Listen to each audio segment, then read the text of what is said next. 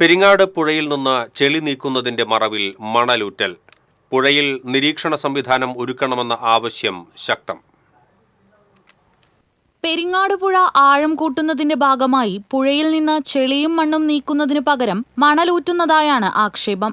മണലും ചെളിയും ഒരുമിച്ചു നീക്കി ചെളി തിരിച്ച് പുഴയിലേക്ക് തള്ളുകയാണ്. മണൽ വ്യാപകമായി കോരിക്കഴിഞ്ഞാൽ പുഴയുടെ അടിസ്ഥാന ഘടന നശിക്കുകയും പുഴയുടെ ആഴം വർദ്ധിച്ച് കടലിൽ നിന്ന് വലിയ തോതിൽ ഉപ്പുവെള്ളം കയറുകയും ചെയ്യും.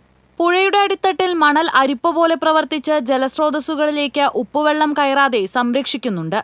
മണലെടുത്ത് ചെളി മാത്രമാകുന്നതോടെ ശുദ്ധീകരണം നടക്കാതെ ജലസ്രോതസ്സുകളിൽ ഉപ്പുവെള്ളം കയറുവാൻ സാധ്യതയുണ്ട്. പുഴയുടെ കരഭാഗം വ്യാപകമായി ഇടിയുകയും കക്ക, ചെമ്മീൻ, മറ്റു ചെറുമത്സ്യങ്ങൾ, സൂക്ഷ്മജീവികൾ തുടങ്ങിയവയുടെ ആവാസ വ്യവസ്ഥ തകർന്ന് വംശനാശം സംഭവിക്കുന്നതിനും കാരണമാകുന്നു.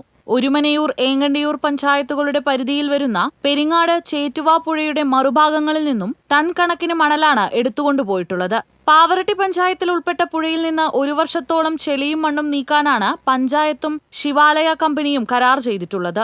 4.5 മീറ്റർ താഴ്ചയിൽ ചെളി കോരണമെന്നാണ് കരാറിൽ പറയുന്നത്. പഞ്ചായത്തും ഇറിഗേഷൻ വകുപ്പും സംയുക്തമായ മോണിറ്ററിംഗ് സംവിധാനമൊരുക്കി അപകടകരമായ ആഴത്തിലല്ല മണലെടുക്കുന്നതെന്ന് ഉറപ്പുവരുത്തണമെന്ന് തീരദേശ സംരക്ഷണ സമിതി ആവശ്യപ്പെട്ടു. TCV news, Pavaratti.